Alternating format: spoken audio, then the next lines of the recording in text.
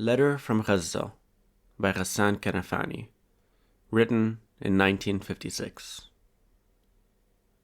Dear Mustafa, I have now received your letter, in which you tell me that you've done everything necessary to enable me to stay with you in Sacramento. I've also received news that I have been accepted in the Department of Civil Engineering in the University of California. I must thank you for everything, my friend. But it'll strike you as rather odd when I proclaim this news to you, and make no doubt about it, I feel no hesitation at all. In fact, I'm pretty well positive that I have never seen things so clearly as I do now. No, my friend, I have changed my mind. I won't follow you to the land where there's greenery, water, and lovely faces, as you wrote. No. I'll stay here, and I won't ever leave. I'm really upset that our lives won't continue to follow the same course, Mustafa. For I can almost hear you reminding me of our vow to go on together, and of the way we used to shout, "We'll get rich!" But there's nothing I can do, my friend. Yes, I still remember the day when I stood in the hall of Cairo airport, pressing your hand and staring at the frenzied motor. At that moment, everything was rotating in time, with the ear-splitting motor, and you stood in front of me, your round face silent. Your face hadn't changed from the way it used to be, when you were growing up in the Shujaia quarter of Gaza, apart from those slight wrinkles. We grew up together, understanding each other completely, and we promised to go on together till the end. But there's a quarter of an hour left before the plane takes off. Don't look into space like that. Listen, you'll go to Kuwait next year. You'll save enough from your salary to uproot you from Gaza and transplant you to California. We started off together and we must carry on. At that moment, I was watching your rapidly moving lips. That was always your manner of speaking, without commas or full stops. But in an obscure way, I felt that you were not completely happy with your flight. You couldn't give 3 good reasons for it. I too suffered from this wrench, but the clearest thought was, why don't we abandon this Gaza and flee? Why don't we? Your situation had begun to improve, however. The Ministry of Education in Kuwait had given you a contract, though it hadn't given me one. In the trough of misery where I existed, you sent me small sums of money. You wanted me to consider them as loans, because you feared that I would feel slighted. You knew my family circumstances in and out. You knew that my meager salary in the UNRWA school was inadequate to support my mother, my brother's widow, and her 4 children. Listen carefully. Write to me every day, every hour, every minute. The plane's just leaving. Farewell. Or rather, till we meet again. Your cold lips brushed my cheek. You turned your face away from me towards the plane, and when you looked at me again, I could see your tears. Later, the Ministry of Education in Kuwait gave me a contract. There's no need to repeat to you how my life there went in detail. I always wrote to you about everything. My life there had a gluey, vacuous quality, as though I were a small oyster, lost in oppressive loneliness, slowly struggling with a future as dark as the beginning of the night, caught in a rotten routine, a spewed-out combat with time. Everything was hot and sticky. There was a slipperiness to my whole life. It was all a hankering for the end of the month. In the middle of the year, that year, the Jews bombarded the central district of Sabha and attacked Gaza, our Gaza, with bombs and flamethrowers. That event might have made some changes in my routine, but there was nothing for me to take much notice of. I was going to leave this Gaza behind me and go to California, where I would live for myself, my own self, which had suffered so long. I hated Gaza and its inhabitants. Everything in this amputated town reminded me of failed pictures painted in grey by a sick man.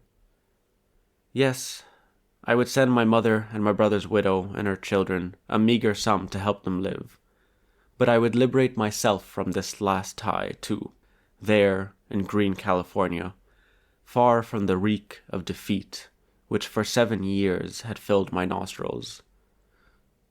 The sympathy which bound me to my brother's children, their mother and mine, would never be enough to justify my tragedy in taking this perpendicular dive.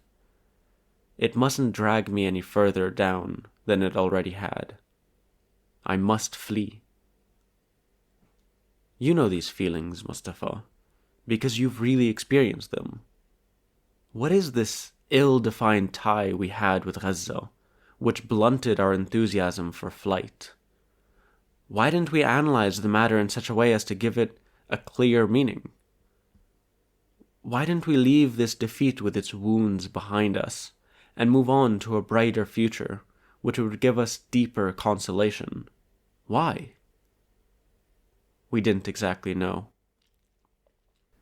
When I went on holiday in June and assembled all my possessions, longing for the sweet departure, the start towards those little things which gave life a nice, bright meaning, I found Gaza just as I had known it, closed like the introverted lining of a rusted snail shell, thrown up by the waves on the sticky, sandy shore by the slaughterhouse.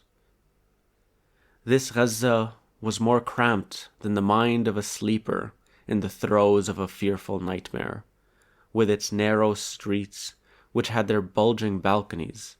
This Gaza. But what are the obscure causes that draw a man to his family, his house, his memories, as a spring draws a small flock of mountain goats? I don't know.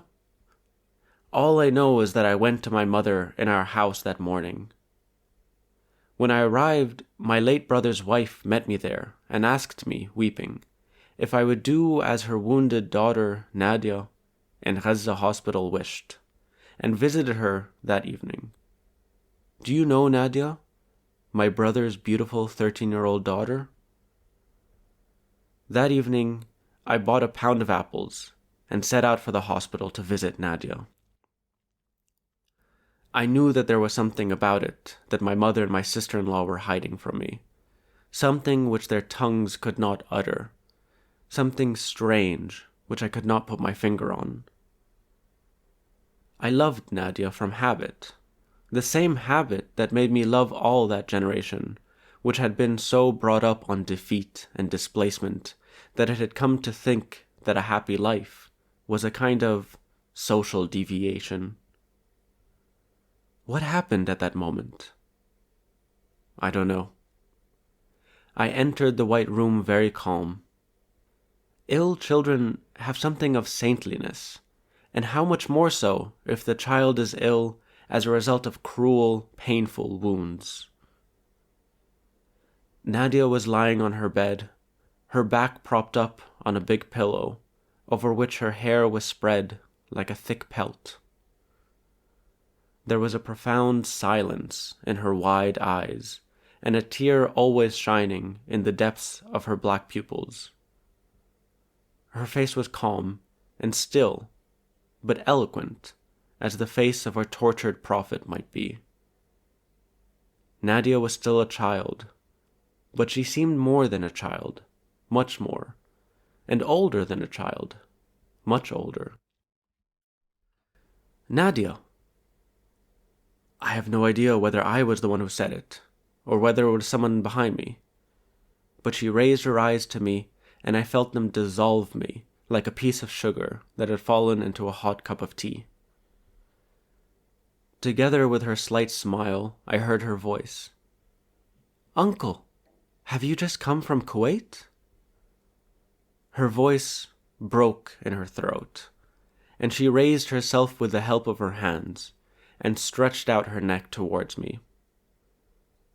I patted her back and sat down near her.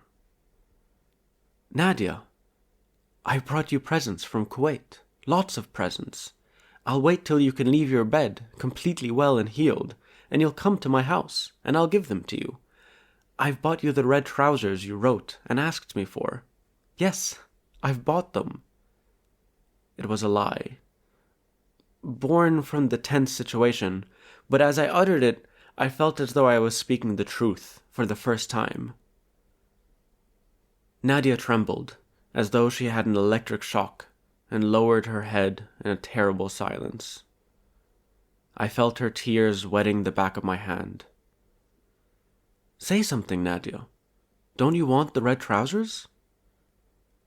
She lifted her gaze to me and made as if to speak, but then she stopped, gritted her teeth, and I heard her voice again, coming from far away. "Uncle." She stretched out her hand, lifted the white cover with her fingers, and pointed to her leg, amputated from the top of the thigh. My friend, never shall I forget Nadia's leg, amputated from the top of the thigh. No. Nor shall I forget the grief which had molded her face and merged into its traits forever. I went out of the hospital in Gaza that day, my hand clutched in silent derision on the 2 pounds I had brought with me to give Nadia. The blazing sun filled the streets with the color of blood, and Gaza was brand new, Mustafa. You and I never saw it like this. The stone piled up at the beginning of the Shujaya quarter where we lived had a meaning, and they seemed to have been put there for no other reason but to explain it. This Gaza in which we had lived, and with whose good people we had spent 7 years of defeat, was something new. It seemed to me just a beginning. I don't know why I thought it was just a beginning. I imagined that the main street that I walked along on the way back home was only the beginning of a long, long road leading to Safad. Everything in this Gaza throbbed with sadness, which was not confined to weeping. It was a challenge. More than that, it was something like reclamation of the amputated leg. I went out into the streets of Gaza, streets filled with blinding sunlight. They told me that Nadia had lost her leg when she threw herself on top of her little brothers and sisters to protect them from the bombs and flames that had fastened their claws into the house. Nadia could have saved herself. She could have run away, rescued her leg. But she didn't. Why? No, my friend. I won't come to Sacramento. And I have no regrets. No. And nor will I finish what we began together in childhood. This obscure feeling that you had as you left Gaza, this small feeling must grow into a giant deep within you. It must expand. You must seek it in order to find yourself here among the ugly debris of defeat. I won't come to you, but you return to us. Come back to learn from Nadia's leg, amputated from the top of the thigh, what life is and what existence is worth. Come back, my friend. We are all waiting for you.